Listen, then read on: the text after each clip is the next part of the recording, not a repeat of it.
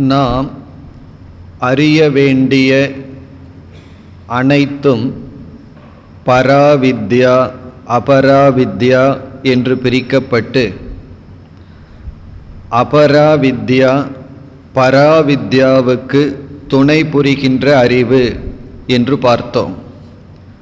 பராவித்யா என்பது இந்த அனைத்து படைப்புக்கும் காரணமாக மூலமாக இருக்கின்ற பிரம்மத்தை பற்றிய அறிவு. அந்த அறிவு முதல் பகுதியில் புகட்டப்பட்டது. இப்பொழுது நாம் எடுத்துக்கொண்ட இந்த இரண்டாவது பகுதியில் அபராவித்யா விளக்கப்படுகின்றது. அந்த அபராவித்யாவை நாம் இரண்டாக பிரித்தோம். எந்த அறிவு நமக்கு பயனுடையதாக இருக்கின்றதோ அது ஒன்று. எந்த ஒரு அறிவு ஒரு பொழுதுபோக்காக மட்டும் பயனற்றதாக இருக்கின்றதோ அது ஒரு விதமான அறிவு. இங்கு உபனிஷத்தில் பயனையுடைய அபராவித்யா எடுத்து கொள்ளப்பட்டது. அந்த அறிவு நேரடியாக நமக்கு மோட்சத்தை கொடுக்காவிட்டாலும் அது பிரயோஜனத்தை பலனை உடையதாக இருக்கின்றது. அதை நாம் பார்க்கையில் கர்ம உபாசனம் என்ற இரண்டு தத்துவம் எடுத்து கொள்ளப்பட்டது. கர்ம என்பது செயல், உபாசனம் என்பதும் செயல், ஆனால் மனதில் செய்யப்படுகின்ற செயல். இந்த கர்மத்தினாலும் உபாசனத்தினாலும் அதாவது தியானத்தினாலும் வருகின்ற பலனும் அதனுடைய குறைகளும், அதனால் எதை அடைய முடியும், அதனால் எதை அடைய முடியாது என்ற கருத்து கூறப்படுகின்றது. அதனுடைய சாரத்தை நேற்று நாம் பார்த்தோம். இனி நாம் மந்திரங்களுக்குள் செல்வோம். இப்பொழுது முதல் முண்டகத்தில் இரண்டாவது கண்டம், அதாவது ஃபர்ஸ்ட் சாப்டர், முதல் அத்தியாயம், இரண்டாவது பகுதி, பக்கம் 25. ததேதத் சத்யம் மந்த்ரேஷு கர்மாணி கவயக யான்யபஷ்யம் ஸ்தானி த்ரேதாயாம் பகுதா சந்ததானி தான்யாச்சரத நியதம் சத்யகாமாக ஏஷவ பந்தா சுக்ருதஸ்ய லோகே. இந்த மந்திரத்தினுடைய சாராம்சத்தை பார்க்கலாம். இந்த பகுதியில் நாம் மந்திரத்திற்குள் இருக்கின்ற சொற்பொருள்களை பார்க்க வேண்டிய அவசியமில்லை. காரணம், உங்களிடம் இருக்கின்ற புஸ்தகத்தில் அது இருக்கின்றது. ஆகவே ஒவ்வொரு மந்திரத்தை படித்து அதில் இருக்கின்ற மைய கருத்தை மட்டும் பார்த்து செல்லலாம். இப்போ இந்த மந்திரத்தில் சொல்லப்பட்டுள்ள மைய கருத்து முதலில் ததேதத் சத்தியம். ததேதத் சத்தியம் என்றால் இங்கு சொல்லப்படுவது அனைத்தும் உண்மை. உபனிஷத் நமக்கு ஸ்ரத்தையை ஊட்டுவதற்காக இவ்விதம் சொல்கின்றது. இது உண்மையா இருக்கலாமா என்ற சந்தேகம் நமக்கு வேண்டாம். சந்தேகத்துடன் நாம் படித்தால் அந்த படிப்பு அறிவு நமக்கு பயன் தராது. ஆகவே ஸ்ரத்தை வருவதற்காக உபனிஷத் இவ்விதம் கூறுகின்றது, ததேதத் சத்தியம். இங்கு சொல்லப்படுகின்ற கருத்து அனைத்தும் உண்மை. பிறகு என்ன கருத்து இங்கு சொல்லப்படுகின்றது? இந்த மந்திரத்தில் சொல்லப்பட்டுள்ள கருத்துக்கள் வேதத்தினுடைய கர்மகாண்டங்களில் விதவிதமான யாகங்கள் கூறப்பட்டுள்ளன. வேதத்தினுடைய கர்மகாண்டத்தில் விதவிதமான யாகங்கள் கூறப்பட்டுள்ளன. அந்த யாகங்கள், கர்மங்கள், வேத மந்திரங்கள் ரிஷிகள் மூலமாக வெளிப்படுகின்றது. இப்போ ரிஷிகள் என்றால் அவர்கள் ஒரு கருவியை போல, தூய்மையான மனதை அடைந்த ரிஷிகள் மூலம் இறைவன் வேதத்தை வெளிப்படுத்துகின்றார். அந்த வேதத்தினுடைய கர்மகாண்டத்தில் கர்மங்கள், விதவிதமான யாகங்கள் பரந்து கிடக்கின்றன, விரிந்து கிடக்கின்றன. அதெல்லாம் எதற்கு என்றால், அந்த யாகங்களை ஒருவன் பின்பற்றினால் பிரயோஜனத்தை, பலனை அடையலாம். இந்த இடத்துல நமக்கு சந்தேகம் வரலாம், அந்த யாகங்கள் கண்டிப்பாக பலனை கொடுக்குமா என்றால் நிச்சயமாக கர்மம் அதனுடைய வினையை கொடுக்கும். அதில் சந்தேகம் கிடையாது. வேதத்தில் சொல்லி இருக்கின்ற கர்மங்களை பின்பற்றினால் கண்டிப்பாக பலன் நமக்கு கிடைக்கும். பிறகு இங்கு சொல்லப்படுகின்ற ஒரு கருத்து, அதாவது வலியுறுத்தப்படுகின்ற கருத்து, மனதில் ஆசையுடையவர்கள் கண்டிப்பாக இந்த கர்மத்தில் ஈடுபட்டுத்தான் ஆக வேண்டும், அவர்களுக்கு வேறு வழி இல்லை. மனசில் ஆசை இல்லாமல் இருந்துட்டா நம்ம எதையும் செய்ய வேண்டிய அவசியம் இல்லை. மனதில் ஆசையை வைத்து கொண்டு நாம் சும்மா இருக்கக்கூடாது, செயலில் ஈடுபடாமல் இருக்கக்கூடாது. அப்போ நான் செயலில் ஈடுபடட்டுமா வேண்டாமாங்கிறது மனதில் உள்ள ஆசையை பொறுத்தது, ஆசையினுடைய வலுவை பொறுத்தது. இப்போ இங்கே என்ன எச்சரிக்கை விடப்படுகிறது? யாருக்கெல்லாம் கர்ம பலனில் ஆசை இருக்கின்றதோ, இந்த உலகம் நமக்கு விதவிதமான போகங்களை இன்பங்களை கொடுக்க காத்து கொண்டு இருக்கின்றது. இந்த உலகம் கொடுக்கின்ற இன்பத்தை அனுபவிப்பது பாவமல்ல, அதர்மம் அல்ல. ஆனால் அதை அனுபவிப்பதற்காக நாம் பயன்படுத்துகின்ற மார்க்கம் அது தர்ம நெறியில் இருக்க வேண்டும், அது நியாயமாக இருக்க வேண்டும். அதுதான் இங்கு சொல்லப்படுகிறது. கர்ம பலனில் விருப்பமுடையவர்கள் கண்டிப்பாக கர்மத்தில் ஈடுபட வேண்டும். அப்படி ஈடுபட்டால் கண்டிப்பாக பலன் கிடைக்கும். இதில் உபனிஷத் நமக்கு ஒரு பிராமிஸ், உறுதிமொழி நமக்கு கொடுக்கின்றது. இதை எப்படி நாம் புரிந்து கொள்ள வேண்டும் என்றால், இது கர்மத்தினுடைய ப்ளஸ் பாயிண்ட், செயலினுடைய பிரயோஜனம் அல்லது பாசிட்டிவ் ஆஸ்பெக்ட். கர்மத்தினுடைய ப்ளஸ் பாயிண்ட் என்னன்னா, நம்ம மனதிற்குள்ள ஆசை நிறைந்திருந்தால், அடர்ந்திருந்தால், அந்த ஆசை விவேகத்தினாலேயே நீக்க முடியாது. ஆசையை 2 விதத்தில் நீக்கலாம். ஒன்று அறிவு மூலமாக நீக்குதல். எப்படிப்பட்ட அறிவு? இதை அடையிறதுனால எனக்கு என்ன பலன், இதை அடைஞ்சாலும் கூட எனக்கு ஒரு மன நிறைவை கொடுக்காது என்றெல்லாம் அறிவின் மூலமாக மனதில் இருக்கின்ற ஆசையை நீக்குதல். அப்படி நீக்க வேண்டும் என்றால் 2 நிபந்தனை. அறிவு ரொம்ப ஸ்ட்ராங்காக இருக்கணும், ஆசை வீக்காக இருக்கணும். ஆசை வலு குறைந்தும் விவேகத்தினுடைய சக்தி அதிகமாகவும் இருக்க வேண்டும். சப்போஸ் ஆப்போசிட்டாக இருந்ததுன்னு வச்சுக்குவோமே, எதிர்மறையாக இருந்தது, ஆசையோ அடர்த்தியாக இருக்கின்றது, அறிவோ பலம் இல்லாமல் இருக்கின்றது, அப்பொழுது இங்கு உபாயம். அப்ப என்ன செய்ய வேண்டும்? தர்மப்படி கர்மத்தில் ஈடுபட்டு நாம் ஆசையை பூர்த்தி செய்ய வேண்டும். அது காமிய கர்மமாக இருந்தாலும், நமக்கு விருப்பப்பட்டு ஆசையில் தூண்டப்பட்டு காமியமாக பூஜை செய்து அந்த ஆசையை பூர்த்தி செய்தாலும் அதுவும் ஒரு விதத்தில் நம்முடைய சித்தத்தை சுத்தி செய்யும். அது நேரடியாக செய்யாவிட்டாலும் அந்த ஆசை நீங்க ஓரளவு மனம் தூய்மை அடைகின்றது. அதனால ஒருவர் ஆசை வசப்பட்டு கர்மத்தில் ஈடுபட்டு கொண்டிருந்தால் அவரிடம் போய் அனித்தியத்துவத்தை பற்றியோ நிலையாமையை பற்றியோ பேச வேண்டாம். அவர்கள் அதன்படி வரட்டும். ஆனால் அவர்களுக்கு கொடுக்க வேண்டிய நிபந்தனை தர்மம். அதுதான் இங்கு சொல்லப்படுகின்றது. வேதத்தில் சொன்னபடின்னு சொன்னால், வேதம் என்னைக்குமே தர்மத்தின் அடிப்படையில் பேசுகின்றது. இப்போ வேதத்தில் கூறிய கர்மத்தை பின்பற்ற வேண்டும் என்றால் தர்மத்தை பின்பற்ற வேண்டும். அதுதான் இந்த மந்திரத்தினுடைய சாரம். இனி நாம் அடுத்த மந்திரத்திற்கு செல்லலாம். 2வது மந்திரம். யதா லேலாயதே ஹர்ச்சிஹி சமித்தே ஹவ்யவாகனே ததாஜ்யபாகவந்தரேன ஆகுதி பிரதிபாதயேத். இந்த மந்திரத்தினுடைய சாரம், வேதத்தில் எத்தனையோ கர்மங்கள் பேசப்பட்டுள்ளது. அதில் நித்திய கர்மத்தை இங்கு உதாகரணமாக எடுத்துக்கொள்ளப்படுகிறது. நித்திய கர்மம்னா கண்டிப்பாக நாம் செய்தாக வேண்டிய கடமை.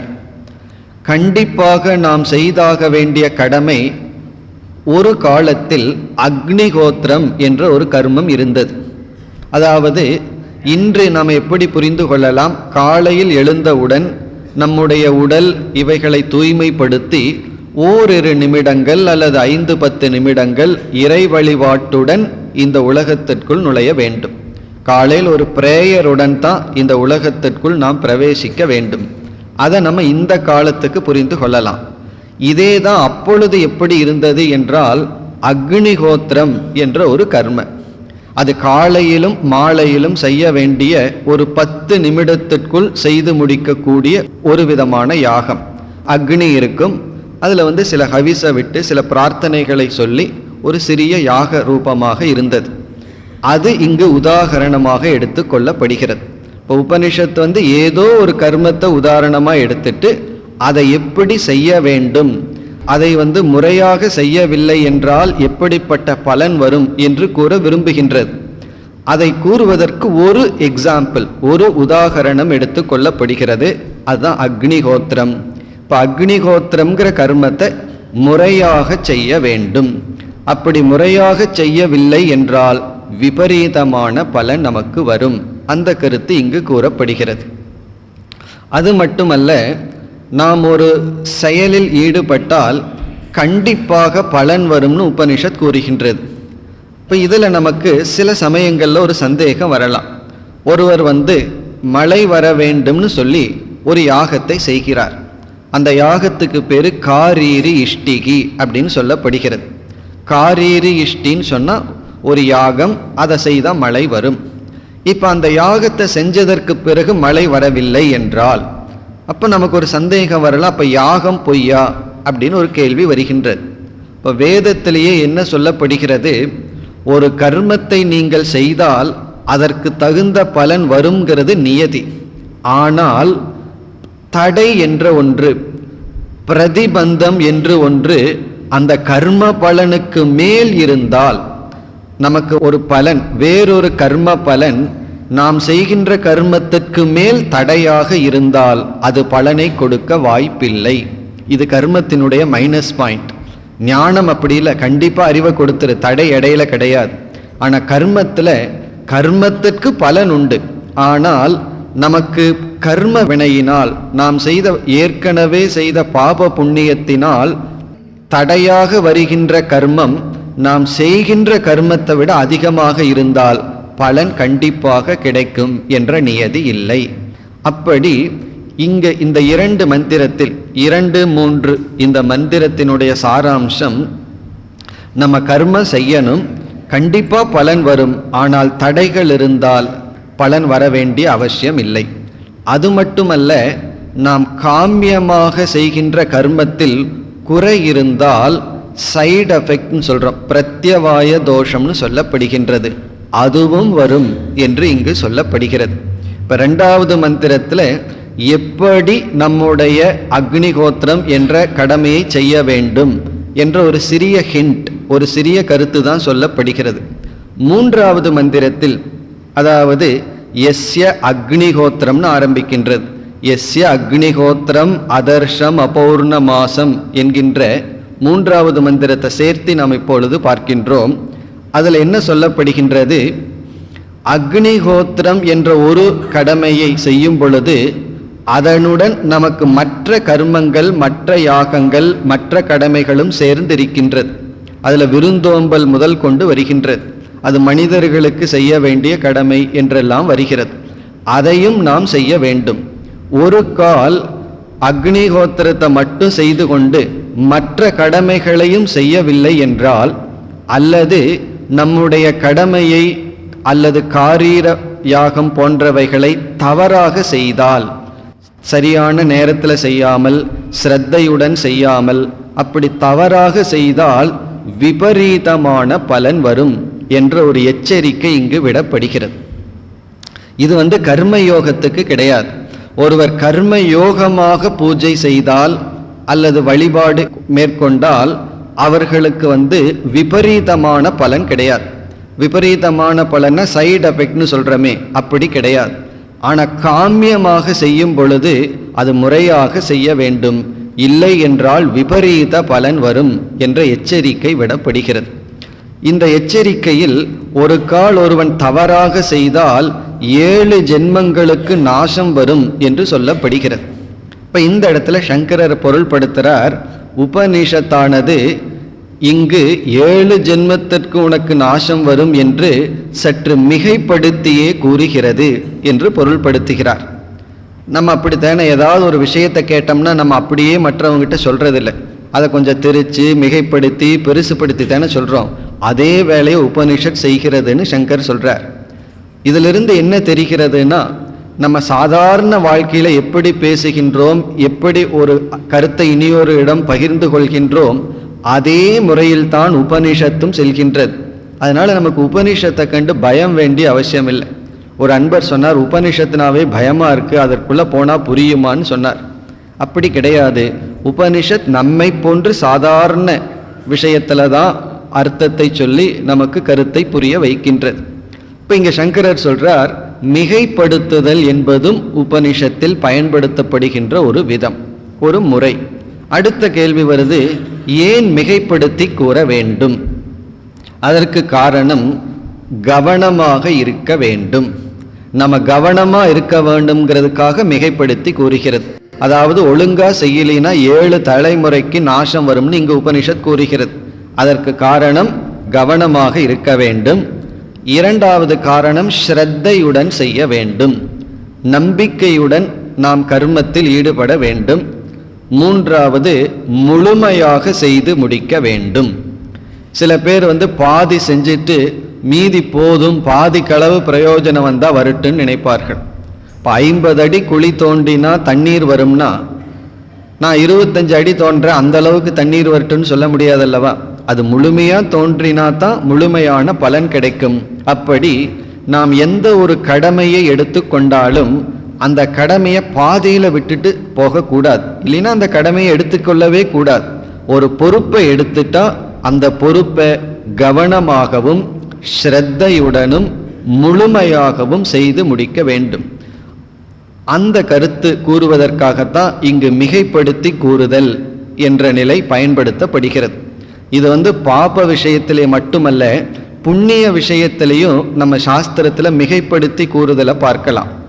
இப்போ ஒரு தப்பு செஞ்சா 7 ஜென்மத்திற்கு நாசம் வரும்ங்கிறது பாப விஷயத்தில் மிகைப்படுத்தி கூறுதல். புண்ணிய விஷயத்தில் எப்படின்னா, கங்கையில் நீ போய் குளிச்சின்னா 7 ஜென்மத்தில் செஞ்ச பாவம் போகும்னு சொல்வார்கள். உடனே இதை நம்ம நம்பிட்டு நான் கங்கையில் குளிச்சுட்டு எல்லா பாவத்தையும் போக்கிடுறேன், அப்புறம் அடிக்கடி பாவம் பண்ணிட்டு போய் கங்கையில் குளிச்சிட்றேன்னு சொல்லக்கூடாது. அல்லது இந்த புண்ணிய க்ஷேத்திரத்தில் போய் ஒரு தானம் பண்ணுனா எல்லா பாவமும் போகும் என்றெல்லாம் நம்ம கேள்விப்படுறோம். இதையும் நம்ம எப்படி புரிந்து கொள்ளணும்னா, அதை அப்படியே எடுத்து கொள்ளக்கூடாது, அதுவும் மிகைப்படுத்தி கூறுவதாக புரிந்து கொள்ள வேண்டும். அப்படி ஒருவனுடைய பாபம் பூரா ஒரு கங்கையில் குளிக்கிறதோ அல்லது இறைவனுடைய நாமத்தினுடைய பெருமையை சொல்வதற்கு ஒரு முறை ஓம் நம சிவாயன்னு சொன்னால் நீ கோடி ஜென்மத்தில் செஞ்ச பாவம் போகும்னெல்லாம் நம்ம படிக்கலாம் சொல்வார்கள். இதை நம்ம அப்படியே எடுத்துக்கொள்ளக்கூடாது. அதாவது உபனிஷத்தை படிக்கும் பொழுது எப்படி பொருள்படுத்த வேண்டும்ங்கிறதா ரொம்ப முக்கியம். நம்ம எமோஷனலாக உணர்வு பூர்வமாக அதை அப்படியே பொருள் எடுத்துக்கொள்ளக்கூடாது. அதுதான் இங்கு நாம் புரிந்து கொள்ள வேண்டிய விஷயம். இப்போ 3வது மந்திரத்திலையும் அதே கருத்து தான். இப்போ 2வது மந்திரத்தில் அக்னிஹோத்திரத்தை சொல்லி 3வது மந்திரத்தில் அக்னிஹோத்திரம் என்கின்ற கர்மத்தை வேறு சில யாகங்களுடன் செய்ய வேண்டும். அப்படி செய்யவில்லை என்றால் நமக்கு விபரீதமான பலன் வரும். இப்போ எஸ்ய அக்னிஹோத்திரம், எந்த அக்னிஹோத்திரம், சில யாகங்களினுடைய பெயர்களெல்லாம் வரும். அதர்ஷம், அபௌர்ணமாசம், அச்சாதுர்மாசியம், அநாக்ரயணம், அதிதிர் வர்ஜிதம், இப்படியெல்லாம் சொல்லி இந்த யாகங்களுடன் சேர்ந்து செய்யாவிடில் என்ன கிடைக்கும்? கடைசி சொல் ஆசப்தமான் தஸ்ய லோகான் ஹினஸ்தி, அவனுக்கு 7 ஜென்மத்தில் தலைமுறையில் வந்த புண்ணியங்கள் அழிந்துவிடும் என்றெல்லாம் சொல்லப்படுகிறது. இதை நம்ம அப்படியே எடுத்துக்கொள்ளக்கூடாது. அப்போ இந்த 2, 3 இந்த மந்திரங்களில் காமிய கர்மத்திற்கு பலனுண்டு, கடமைகளுக்கு பலனுண்டு. ஆனால் பலனை அனுபவிக்கும் பொழுது தடைகள் இருந்தால் அந்த பலனை அனுபவிக்க முடியாது. இந்த கர்மத்தில் ஈடுபட்டால் எதிர் விளைவு கண்டிப்பாக இருக்கும் தவறாக செய்தால். ஆனால் கர்ம யோகமாக செய்யும் பொழுது எனக்கு மன தூய்மைதான் வேண்டும், போகத்திற்கான பொருள் வேண்டாம், மனதில் இருக்கிற ஆசை, கோபம், பொறாமை இவை நீங்கட்டும் என்ற எண்ணத்தில் செய்தால் பிரத்யவாய தோஷம் கிடையாதுன்னு பகவான் 2வது அத்தியாயத்தின் இறுதியில் கூறுகின்றார். இப்போ கர்ம யோகத்தில் நமக்கு பயம் வேண்டாம். நம்ம மன தூய்மைக்காக ஒரு செயலில் ஈடுபட்டோம்னா அது பூஜை செய்கின்ற விதமோ, இறைவனை வழிபடுகின்ற விதமோ, பகவானை உச்சரிக்கின்ற விதமோ எதிலும் தவறு வந்தாலும் நமக்கு பயம் வரக்கூடாது. ஏன்னா சில பேருக்கு அந்த ரிலீஜியஸ் ஃபியர்னு ஒன்று இருக்கு. கடவுள் கோவிச்சுக்குவாரோ அப்படின்னு ஒரு பயம். ஒரு 4 ஃபோட்டோ மாட்டி வச்சிருந்தா எல்லா ஃபோட்டோவுக்கும் தீபாராதனை காட்டாமல் ஒரு ஃபோட்டோவை விட்டுட்டா அந்த கடவுள் கோவிச்சுக்குவாரோ, இப்படியெல்லாம் ஒரு அனாவசியமான பயம். பிறகு சில விஷயங்களில் தவறான கருத்தும் நம் வீட்டில் நிலவி வருகிறது. மகாபாரத்தை வீட்டில் படிக்கக்கூடாது, முருகரை அந்த ஆண்டி கோலத்தில் வீட்டில் வச்சிருக்க கூடாது, இப்படியெல்லாம் சில கற்பனைகள் எல்லாம் இருக்கின்றது. காரணம் என்ன? நம்மளும் ஆண்டி ஆயிடுவோமா? அப்படி ஆகிறதுக்கு கோடோடி கோடி ஜென்மத்தில் புண்ணியம் பண்ணியிருந்தா தான் அப்படி ஆகும். அந்த மனநிலை அவ்வளோ சுலபமாக நமக்கு கிடைக்காது. முருகன் ஆண்டி கோலத்தில் நின்று எந்த ஒரு மனநிலையை அடைஞ்சாரோ அது வந்துரும்னு சில பேர் பயம் கொள்கிறார்கள். கண்டிப்பாக அப்படி வராது. அதற்கு ரொம்ப புண்ணியம் பண்ணியிருக்கணும். அப்படி சிலரெல்லாம் ஏதோ ஒன்றை சொல்லி நம்மை பயப்படுத்துகிறார்கள். அந்த பயப்படுத்துவது உபனிஷத் பண்ணியிருக்கு. அது காமிய கர்மத்தில் இருக்கின்றது, ஆனால் கர்ம யோகத்தில் கிடையாது. இப்போ மிகைப்படுத்தி சிலதை நம்ம படிப்போம், கேட்போம். அப்போ நம்ம கவனமாக பொருள் கொள்ள வேண்டும். இதெல்லாம் தான் நமக்கு விளக்க ஆசிரியர்களிடமிருந்து கிடைக்கின்றது. இதுதான் சம்பிரதாயம் சொல்வது. உபனிஷத்தை மட்டும் நம்ம படித்தோம்னா இது அந்த வார்த்தையை படித்த உடனே ஒரு பயம் வந்துடும். ஆனால் விளக்கம் சொல்வது அதுதான் பரம்பரை சம்பிரதாயம் சொல்வது. அவர்கள் இதை சரியாக புரிந்து கொள்ளும் விதத்தில் நமக்கு பொருள் கூறுகிறார்கள். இனி நம்ம 4வது மந்திரத்திற்கு வந்தால், இது வெறும் சுலபமான மந்திரம். இதில் என்ன சொல்லப்படுகிறது? யாகம் செய்யும் பொழுது விதவிதமான நெருப்புக்கள் எரிகின்றது. நெருப்புக்கள் எல்லாம் பெயர் இருக்கு. அந்த ஒவ்வொரு நெருப்பும் ஒவ்வொரு விதமாக இருக்கும். அந்த நெருப்புக்கெல்லாம் பெயர் கொடுக்கப்படுகிறது. காளி, கராளி, அந்த வார்த்தைகளை கேட்கும் பொழுதே பயங்கரமா இருக்கு. காளி, கராளி, மனோஜவாச்ச, சுலோகிதா, சுதூம்ரவர்ணா, இதெல்லாம் என்னன்னா யாகத்தில் எரிகின்ற நெருப்பினுடைய ஜுவாலைகளுக்கான பெயர். இதெல்லாம் இங்கே உதாகரணமாக கொடுக்கப்படுகிறது. அவ்வளவுதான் இதில் தாத்பரியம். அதாவது என்னென்ன கர்மங்கள் அந்த காலத்தில் பிரசித்தியாக இருந்ததோ அந்த யாகங்களில் பயன்படுத்தப்படுகின்ற நெருப்பினுடைய பெயர்கள் கொடுக்கப்பட்டுள்ளது. அதுதான் 4வது மந்திரத்தினுடைய சாரம். இனி நாம் 5, 6 இந்த 2 மந்திரங்களுக்கு வருகின்றோம். ஏன்னா இந்த அனைத்து மந்திரங்களினுடைய சாராம்சத்தை நம்ம நேற்றே பார்த்து விட்டோம். அதனால் இந்த மந்திரத்தில் என்ன கருத்துங்கிறத மட்டும் சற்று வேகமாக பார்த்து செல்லலாம். 5, 6 இந்த 2 மந்திரத்தில் கர்மத்தில் நாம் ஈடுபட்டால் பரலோக பலன் என்ன கிடைக்கும் என்ற கருத்து வருகிறது. இதெல்லாம் ப்ளஸ் பாயிண்ட். நம்ம கர்மத்தில் ஈடுபடும் பொழுது இறந்ததற்கு பிறகு நமக்கு என்ன பலன் கிடைக்கும்? என்ன பலன் கிடைக்கும்? நம்ம கர்மத்தில் ஈடுபட்டிருந்தால் சொர்க்கம் என்கின்ற பலன் கிடைக்கும். அதுதான் இதனுடைய சாரம். இப்போ இருக்கும் பொழுது போகத்திற்கான பொருள்கள் கிடைக்கும், வாழ்க்கைக்கு தேவையான பொருள் கிடைக்கும். நேற்று நம்ம பார்த்தோம், கர்மத்துக்கு ப்ளஸ் பாயிண்ட் கர்மத்தின் பலன் இகலோக பலன், அர்த்தம், காமம்னு பார்த்தோம். அர்த்தம்னா வாழ்க்கைக்கு தேவையான பொருள் கிடைக்கும். காமம்னு சொன்னால் இன்பத்தை கொடுக்கின்ற பொருள் கிடைக்கும். அது உணவாகட்டும், வீடாகலாம், வாகனமாகலாம், அப்படிப்பட்ட பொருள் கிடைக்கும். பிறகு இறந்ததற்கு பிறகும் ஒருவன் மேல் லோகத்திற்கு சென்று நல்ல சுகங்களை அனுபவிக்கின்றான். அது பரலோக பலன், இறந்ததற்கு பிறகு கிடைக்கின்ற பலன். அதுதான் 5, 6 இந்த 2 மந்திரத்தினுடைய சாராம்சம். இதில் ஒருவன் எப்படி இறந்ததற்கு பிறகு சொர்க்கம் முதலிய லோகத்தை அடைகின்றான், அந்த சொர்க்கலோகத்தில் இந்திரன் தலைவனாக இருக்கின்றான் என்ற கருத்தெல்லாம் கூறப்படுகின்றது. அதாவது இறந்ததற்கு பிறகு 2 மார்க்கம் இருக்கின்றது. சொர்க்கத்திற்கு போகிற மார்க்கத்துக்கு பேர் கிருஷ்ணகதி என்று சொல்லப்படுகிறது. கிருஷ்ணகதி அப்படின்னா அது ஒரு மார்க்கத்திற்கான பெயர். பிறகு சுக்லகதி அப்படின்னு சொன்னால் சொர்க்கலோகத்தை விட மேலான பிரம்மலோகத்திற்கு செல்கின்ற மார்க்கம், அதற்கு பேர் சுக்லகதி. இங்கு கிருஷ்ணகதியின் மூலமாக ஒருவன் சொர்க்கலோகத்திற்கு செல்கின்றான். அதுதான் 5வது மந்திரத்தில் சொல்லப்படுகிறது. அப்படி சொல்லும் பொழுதும் உபனிஷத் நமக்கு எச்சரிக்கை விடுகிறது. எப்பொழுது நீ சொர்க்கத்துக்கு போக முடியும்? யாகங்களை ஒழுங்காக செய்தால், அது குறிப்பிட்ட காலத்தில் குறிப்பிட்ட விதத்தில் செய்தால். ஏதேஷு யஸ்சரதே பிராஜமானேஷுங்கிற மந்திரத்தில் இந்த நெருப்பினுடைய ஜுவாலைகள் நன்கு ஒளிர்விட்டு கொண்டிருக்கும் பொழுது யதா காலம், சரியான காலத்தில் ஒருவன் ஆகுதிகளை விட்டால் அந்த ஆகுதிகளே சூரியனுடைய பாதையாக மாறி, சூரியனுடைய ஒளி கதிர்களாக மாறி கிருஷ்ணகதியின் வழியாக ஒருவனுக்கு சொர்க்கலோகத்திற்கு அழைத்து செல்கின்றது. அது மட்டுமல்லவா, 6வது மந்திரத்தில் என்ன சொல்லப்படுகிறது? இவன் சொர்க்கலோகத்தில் போகும் பொழுது இவனுக்கு எப்படிப்பட்ட ரிசப்ஷன் இருக்குன்னு சொல்லப்படுகிறது. அங்கிருக்கின்ற தேவதைகளெல்லாம் இவனை இந்த ஜீவனை வாருங்கள் வாருங்கள்னு வரவேற்று அந்த லோகத்திற்குள் அழைத்து செல்வார்களாம். 6வது மந்திரத்தில் பார்த்தோம்னா ஏஹி ஏஹி இதி, ஏஹி ஏஹினா வாருங்கள் வாருங்கள்னு இந்த ஜீவனை வரவேற்று சொர்க்கத்திற்கு இவனை அழைத்து செல்வார்கள். பிறகு இவனுக்கு பிடித்த வார்த்தைகளை கூறி, இவனுடைய மனதிற்கு மகிழ்ச்சியான வார்த்தைகளை கூறி அந்த சொர்க்கலோகத்தில் அவனை இருக்க வைப்பார்கள். இதோடு இந்த 6வது மந்திரத்துடன் கர்மத்தினுடைய பிளஸ் பாயிண்ட், கர்மத்தினுடைய நன்மை அல்லது கர்மத்தினால நமக்கு கிடைக்கின்ற பலன் முடிவடைகின்றது. ஏற்கனவே நமக்கு இந்த லோகத்தில் பற்று, கர்மத்தை பற்றி கொள்ள வேண்டுங்கிற எண்ணம் இருக்கு. இதை படிக்கும் பொழுது பற்று கொஞ்சம் அதிகமாகலாம். ஆனாலும் உபனிஷத் காம்ப்ரமைஸ் பண்ணாமல் கர்மத்தில் உனக்கு இவ்வளவு பலன் இருக்கு, உனக்கு இந்த பலன் வேண்டுமென்றால் இதை நீ பின்பற்றலாம். இப்போ இதோடு ஒரு தலைப்பு முடிகிறது. இனி அடுத்தது 7வது மந்திரத்திலிருந்து தான் கர்மத்தினுடைய மைனஸ் பாயிண்ட் வருது. அதுதான் வேதாந்தத்தினுடைய நுழைவாயில் அர்த்தம்.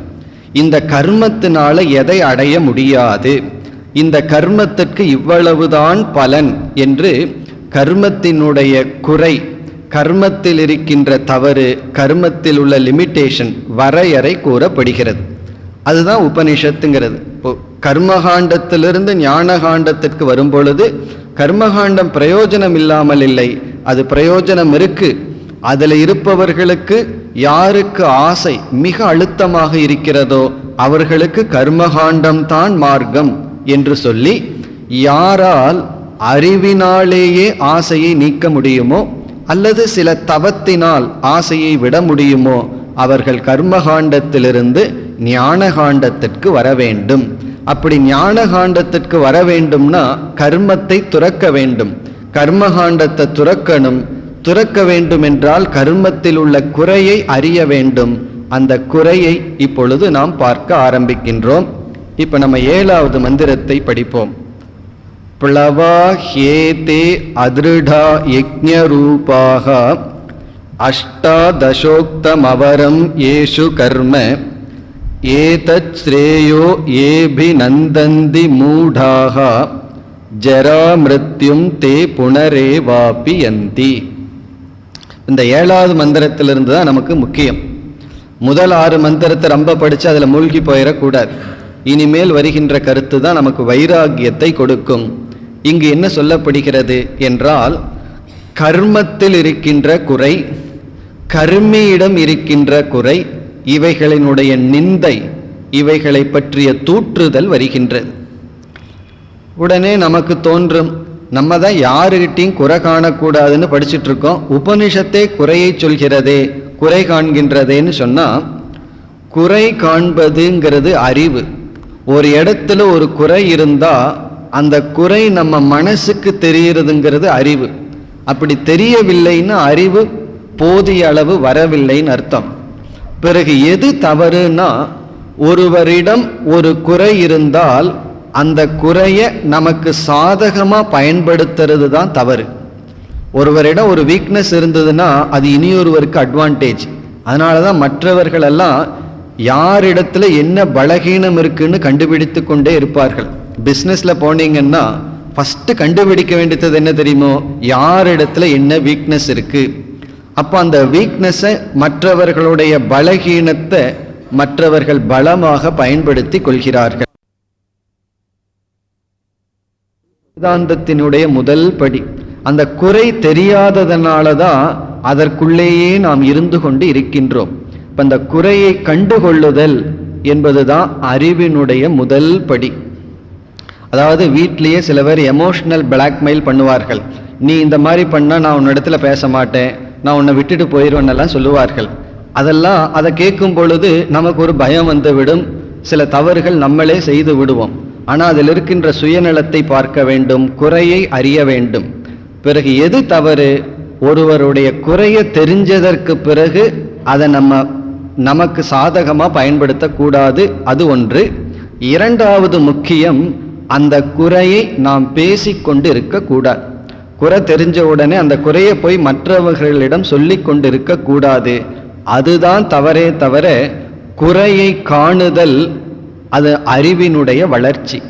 அதாவது தோஷ தர்ஷனம் பண்டித லட்சணம் அப்படின்னு ஒரு ப்ராவர்பே இருக்கு, பழமொழியே இருக்கு. தோஷ தர்ஷனம் பண்டித லட்சணம். பண்டித லட்சணம்னா ஞானிக்கு இலக்கணம், ஞானத்திற்கு இலக்கணம் என்னன்னா தோஷ தர்ஷனம், குறையை காணுதல். அப்படி கர்ம மார்க்கம், அதாவது எப்பொழுதுமே நம்மை செயலில் ஈடுபடுத்தி கொண்டு இருத்தல் அப்படிங்கிறது ஒரு வழி, ஒரு வாழ்க்கை. அதாவது எப்பொழுதுமே கடமைகளுக்குள் இருத்தல், எப்பொழுதுமே நம்மை செயலில் ஈடுபடுத்தி கொண்டிருத்தல். இது நம்மை தூய்மைப்படுத்தும், சுகத்தை கொடுக்குங்கிறதுல சந்தேகமில்லை. ஆனா இந்த கர்மத்துல என்ன குறை இருக்கின்றது, அதைத்தான் இப்பொழுது உபனிஷத் சுட்டி காட்டுகின்றது. இப்போ உபனிஷத் எப்படி பேலன்ஸ் பண்ணுதுன்னு நம்ம இங்க பார்க்கலாம். கர்மத்தினுடைய பலனையும் கூறி, யாருக்கு வைராக்கியம் இல்லையோ அவர்களுக்கு கர்மத்தை தவிர வேறு மார்க்கம் இல்லைங்கிறதை உறுதியாக கூறி, ஆனால் வைராக்கியம் வந்தவர்களுக்கு, வைராக்கியத்தினுடைய முதல் படியில் எடுத்து வைத்தவர்களுக்கு கர்மம் பலனில்லை. இங்க கர்மம்னா எல்லா நேரத்திலையும் நம்முடைய முழு காலத்தையும் செயலிலேயே ஈடுபடுத்தி கொண்டிருத்தல்.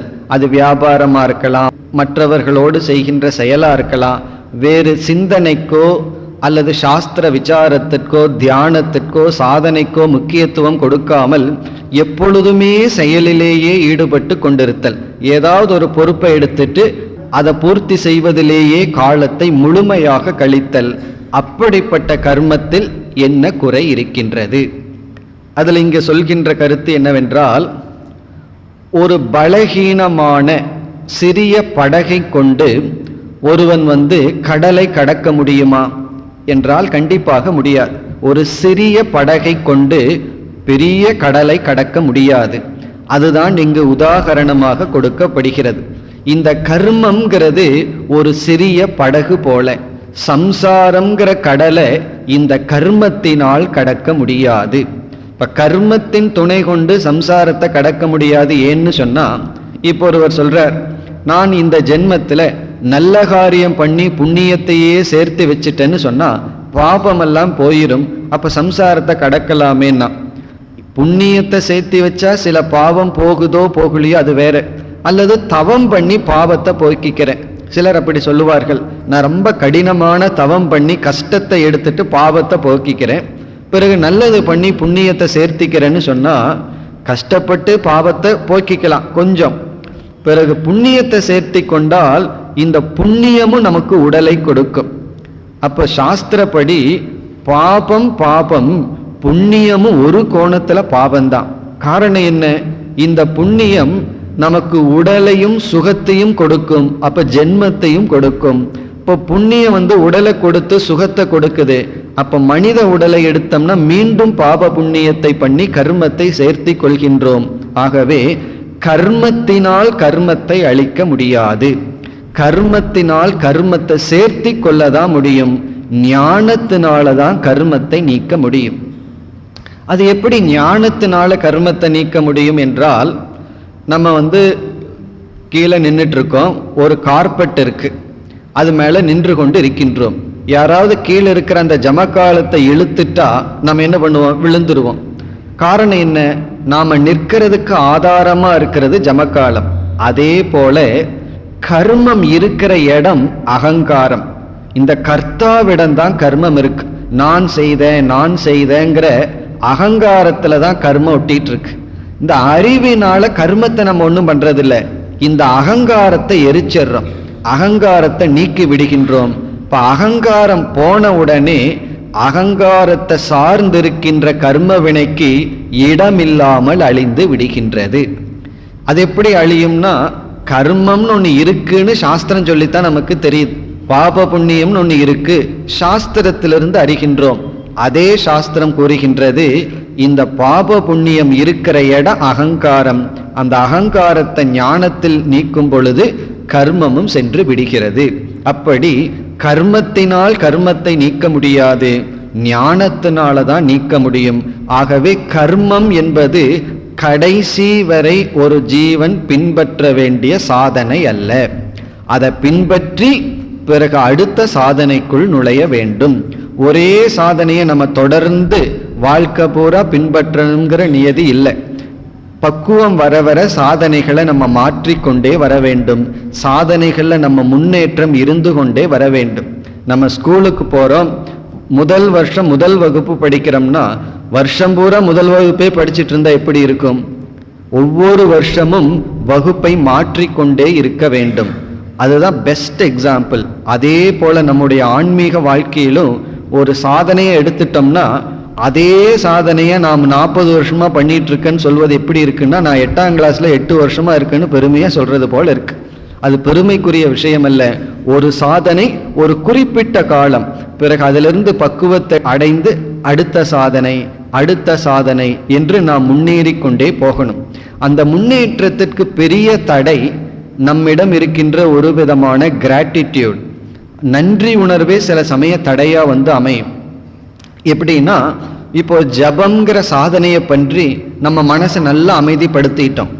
அப்படி ஒருவரை நான் சந்தித்தேன். அவர் நல்லா ஜபம் பண்ணி மனதை நல்லா அமைதிப்படுத்திட்டார். பிறகு வேதாந்தத்தை படிக்கணும், ஒரு ஞான வேர்க்கை ஏற்பட்டது. அவர் ஒரு குருவிடம் சென்றார். அவர் காலையிலிருந்து மாலை வரை பல வகுப்புகள் உனக்கு போதிக்கின்றேன்னு சொல்லி வகுப்பை ஆரம்பிச்சார்.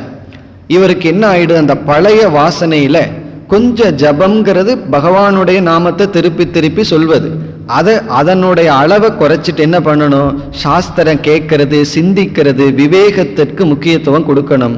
ஆனா அவர் இந்த பழைய வாசனையில அங்க போய் என்ன பண்ண ஆரம்பிச்சார், ஜபத்திலேயே அமர்ந்து கொண்டிருந்து பிறகு படிப்பு வேண்டான்னு வந்துட்டார். அதற்கு பிறகு பார்த்தா வாழ்க்கை படிப்படியாக ஆன்மீக முன்னேற்றம் குறைவதை பார்க்க முடிந்தது. காரணம் என்னன்னா, ஜபம்ங்கிறது கண்டிப்பாக தேவை.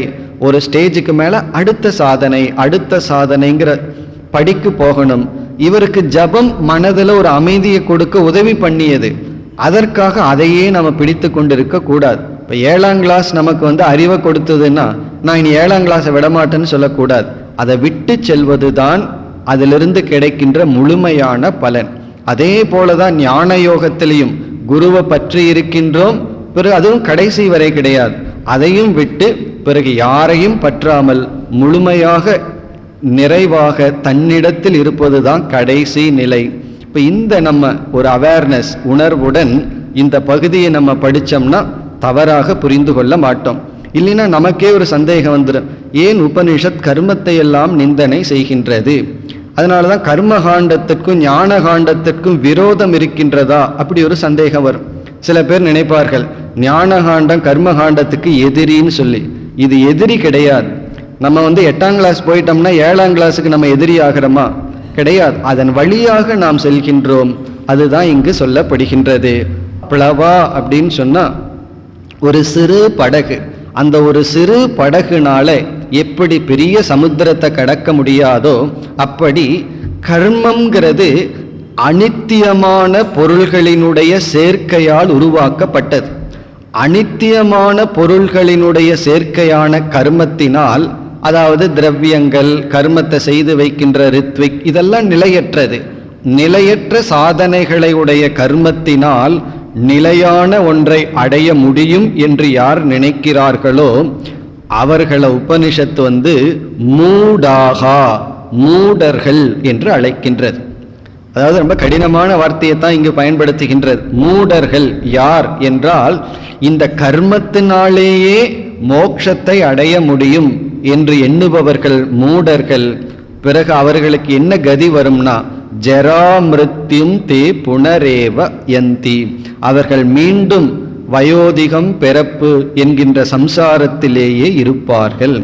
அதாவது கர்மத்தை ஒரு பகுதியில் துணையாக பின்பற்றாமல் அதிலேயே மூழ்கி இருப்பவர்கள் அவர்கள் மீண்டும் பிறப்பு இறப்பில் வீழ்ந்து சம்சாரியாக இருப்பார்கள். ஆகவே கர்மத்தை ஆண்டவேன்னு சொல்வார்கள், பாசிங்னு சொல்வார்கள். அது வழியாக வர வேண்டியது, அதிலேயே தங்குவதல்ல. ஒரு வாகனம் போல நம்ம ட்ரெயின்ல ஏறி உட்கார்ந்தோம்னா அதிலேயே அமர்ந்திருப்பதல்ல, அது வழியாக நாம் ஒரு இடத்திற்கு செல்கின்றோம் என்று இந்த 7வது மந்திரத்தில் கர்மத்தினுடைய நிந்தனை வருகின்றது, கர்மத்தினுடைய குறை வருகின்றது. இப்ப சங்கரர் சொல்றார் ஏதாவத் பலம், கர்மத்துக்கு இவ்வளவுதான் பலன் என்ற வரையறை இங்கு புகட்டப்படுகிறது. அதுவும் முக்கியம்.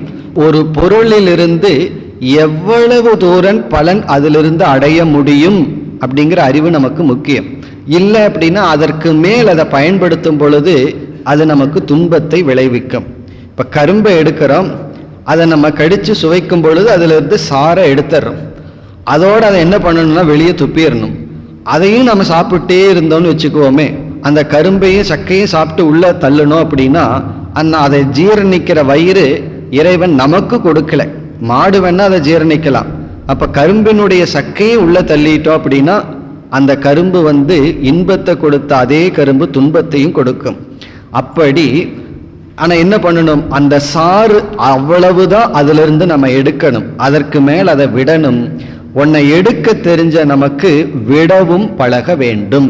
அது ரொம்ப முக்கியம். நம்ம மனசு அதுக்கு அடிக்ஷன் ஆயிருது. அதனாலதான் உபனிஷத் இவ்விதம் கடினமாக சொல்ல வேண்டியது இருக்கின்றது.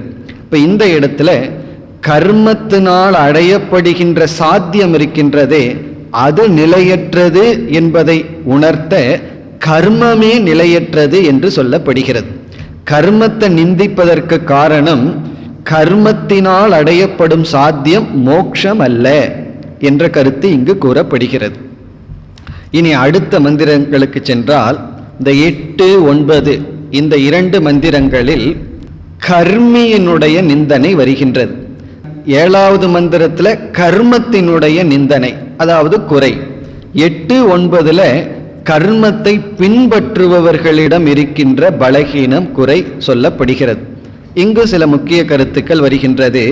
இப்ப 8வது மந்திரத்தை பார்த்தோம்னா அவித்யாயாம் அந்தரே வர்த்தமானாக ஸ்வயம் தீரா பண்டிதம் மன்யமானாக ஜங்கன்யமானா பரியந்தி மூடாக அந்தே நைவ நீயமானா யதாந்தாக. அதாவது கர்மத்தையே பின்பற்றி கொண்டு நான் செயலிலிருந்து வெளிவர மாட்டேன், அதாவது நான் சிந்திக்க மாட்டேன், விசாரம் பண்ண மாட்டேன், இந்த மௌனம், தவம், தனிமை இப்படிப்பட்ட சாதனையெல்லாம் எடுத்துக்கொள்ள மாட்டேன், பொறுப்பை விட மாட்டேன். சில பேர் பொறுப்பை விடுறதுன்னு சொன்னா ஏதோ உயிரை விடுறது போல நினைத்து கொள்வார்கள். சொல்வார்கள் அல்லவா, ஆவியை விட்டாலும் விடுவேன் சாவியை விட மாட்டேன்னு சொல்லி அந்த சாவியை அப்படியே பிடித்து கொள்வது, யாருக்குமே பொறுப்பை கொடுக்காம தானே வைத்து கொள்வது. இப்படிப்பட்ட கர்மிகளை உபனிஷத் நிந்தனை செய்கின்றது. அவர்களை நினைச்சு உபனிஷத் பரிதாபப்படுகின்றது. அவர்கள் யார் என்றால் அவித்யாயாம் அந்தரே வர்த்தமானாக, அவர்கள் இருளுக்குள் மூழ்கி இருக்கின்றார்கள். அந்த இருளிலேயே அவர்கள் மூழ்கி இருக்கின்றார்கள். அது மட்டும் இல்லை, இருள மூழ்கி இருக்கிறவனுக்கு நான் இருள இருக்கிறேன்னு தெரிஞ்சா அது பெரிய விஷயம். ஆனா அவர்கள் என்ன நினைக்கிறார்களா, ஸ்வயம் தீராக, தங்களை ஒரு தீரர்களாகவும், பண்டிதம் தங்களை ஞானிகளாகவும், மன்யமானாக நினைத்து கொண்டிருக்கின்றார்கள்.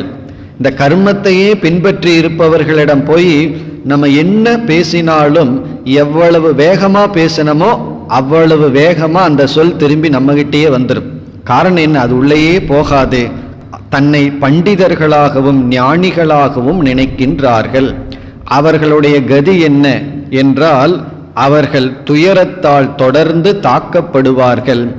சரி, அவர்கள் அப்படி இருந்து பேசாம அவர்கள் அப்படியே இருக்கலாம். ஆனா அவர்கள் அப்படியே இருக்க மாட்டார்களா, மற்றவர்களுக்கு வழிகாட்டுவார்கள். அதுதான் பெரிய கஷ்டம். தான் பார்வை இல்லாம போய் எங்காவது விழுந்தா பரவாயில்ல, ஆனா மற்றவர்களையும் அழைத்து கொண்டு போய் விழுகிறது தான் பெரிய விஷயம். அதுதான் இங்கு சொல்லப்படுகிறது. அந்தேன ஏவ நியமானா அந்தாகா. அந்தகனா பார்வையற்றவர்கள். பார்வையற்றவன் பார்வையற்றவனால் வழிநடத்தப்பட்டவன் போல அவர்கள் வீழ்கிறார்கள். இதுவும் ஒரு பரம்பரை தான். நம்ம எதெல்லாம் ட்ரெடிஷ்னலா பரம்பரையா வருதோ அதெல்லாம் நல்லதுன்னு பொருள் அல்ல. சில பேர் பரம்பரையே கூடாதுன்னு சொல்லுவார்கள், சில பேர் பரம்பரையா எது வந்தாலும் அதை பின்பற்றுவார்கள். இங்கு சாஸ்திரம் பரம்பரையை இரண்டாக பிரிக்கிறது. ஒன்று சத் பரம்பரை, இனி ஒன்று அந்த பரம்பரை. சத் பரம்பரைனா நல்ல பரம்பரை. நம்ம மூதாதையார்கள் பெரியவர்கள் ஒரு நல்ல குணத்தை வச்சிருந்தா அதை அடுத்த ஜெனரேஷன் பின்பற்றுச்சுன்னா அது சத் பரம்பரை. அதே போல குரு அறிவை கொண்டுள்ளார், சிஷ்யன் அதே அறிவை அடைகின்றான், அது சரியான பரம்பரை. இங்க உபனிஷத்து பரம்பரையில இனியொரு விதமும் இருக்கின்றது.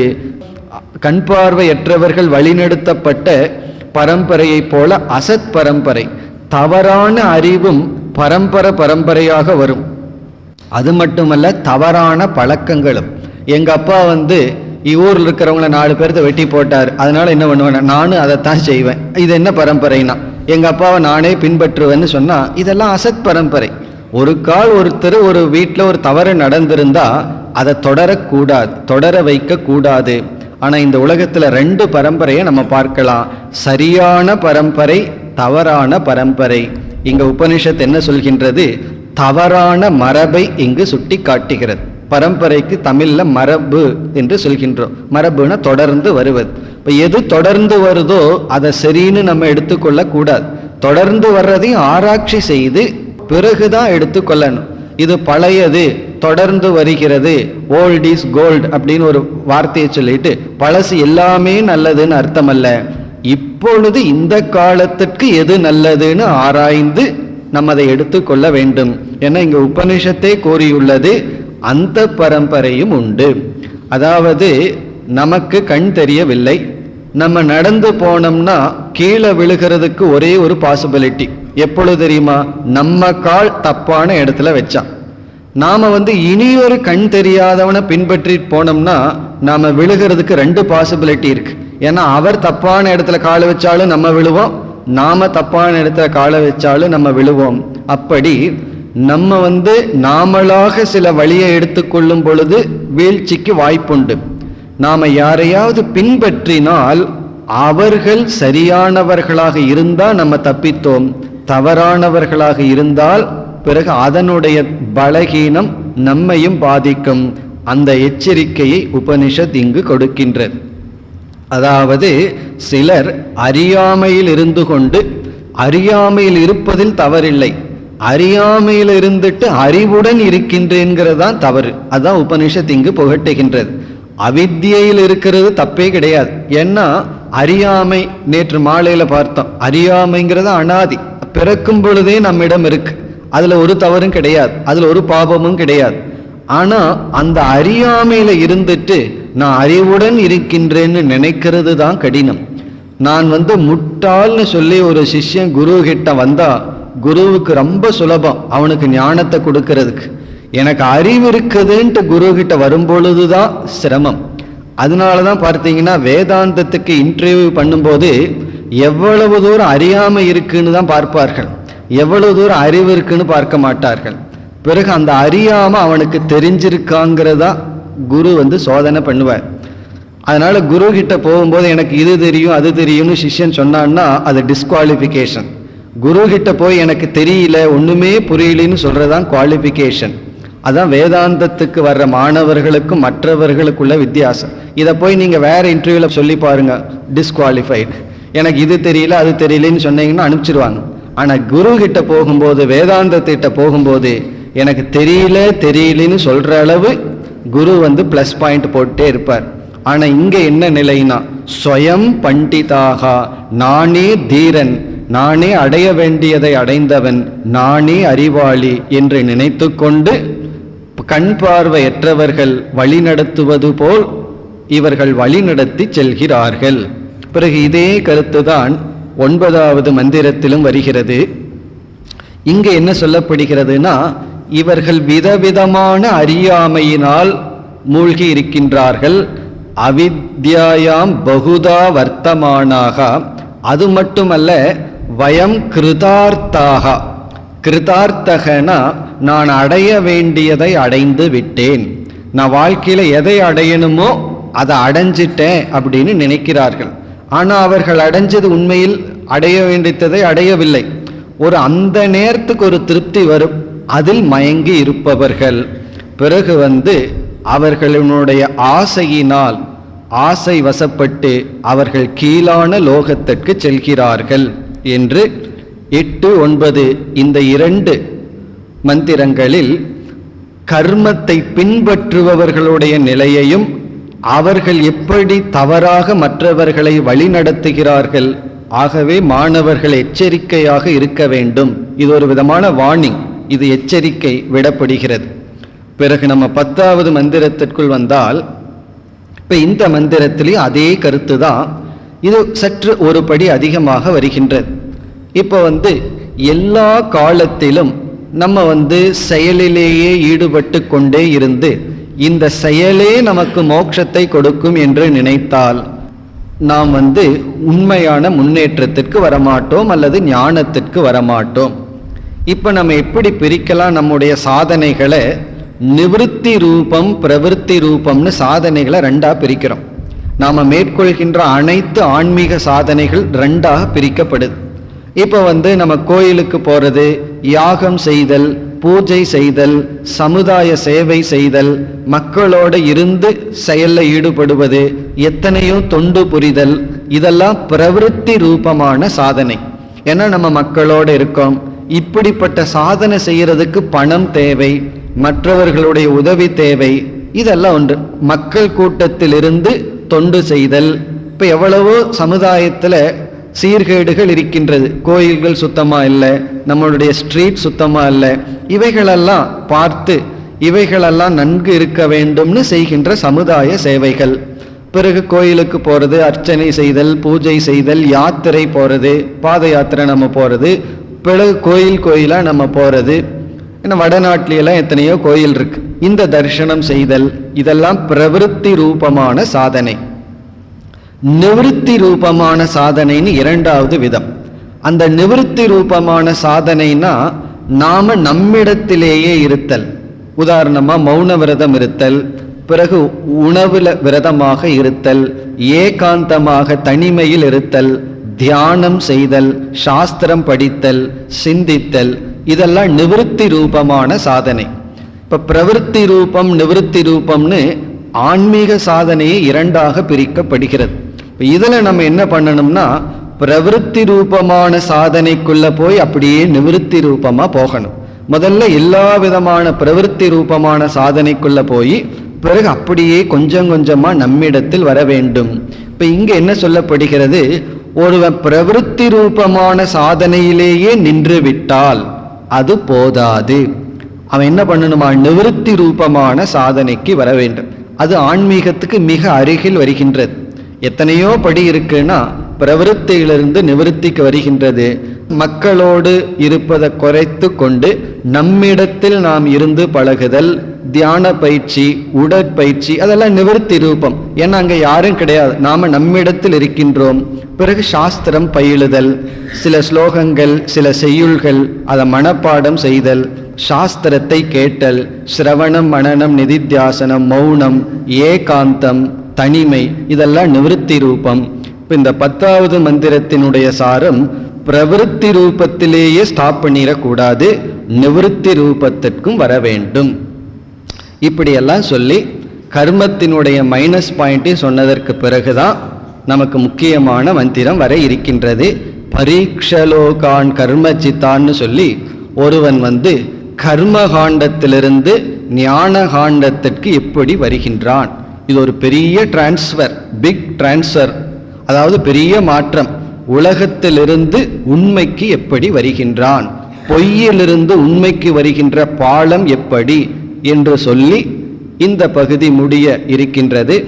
நாளை நாம் அந்த பகுதியை பார்ப்போம். ஓம் பூர்ணமத பூர்ணமிதம் பூர்ணாத் பூர்ணமுதச்யதே பூர்ணஸ்ய பூர்ணமாதாய பூர்ணமேவாவசிஷ்யதே. ஓம் சாந்தி சாந்தி சாந்தி.